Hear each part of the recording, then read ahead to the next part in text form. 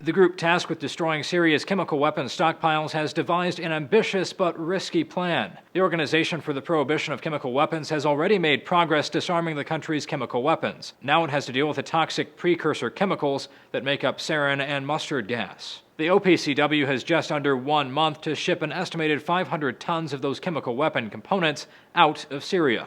The chemicals must then be destroyed by the end of March 2014. And since none of Syria's neighbors have agreed to host the destruction process, the OPCW has partnered with the U.S. to try something unprecedented: destroying chemical weapons over international waters. The first and arguably the most difficult part of the plan is getting the lethal chemicals out of the country.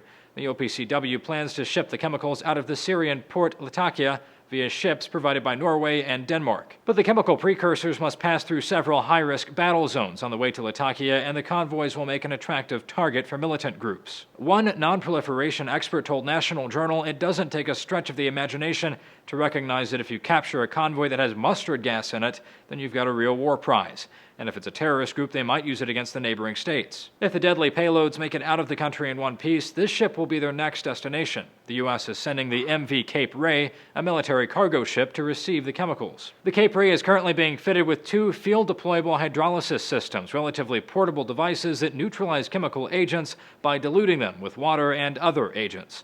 This will be the first field test of the system. U.S. officials say they should be able to break down all of the dangerous chemical components in 45 to 60 days. But the neutralization process still leaves the Cape Ray with a large problem: toxic waste. That is going to produce about 7 million litres of toxic effluent, which will need to be got rid of somewhere. You can't just chuck it in the sea. It's going to have to take it to a commercial facility somewhere. That somewhere is probably going to be a commercial facility in the U.S. According to The Guardian, the effluent will be stored in about 180 storage containers and transported back to the U.S. for disposal. Officials say none of these chemicals should end up in the environment. The OPCW has even more work cut out for it further down the road. An additional 800 tons of less dangerous chemical components must be out of Syria by February 5th. For Newsy, I'm Zach Toombs.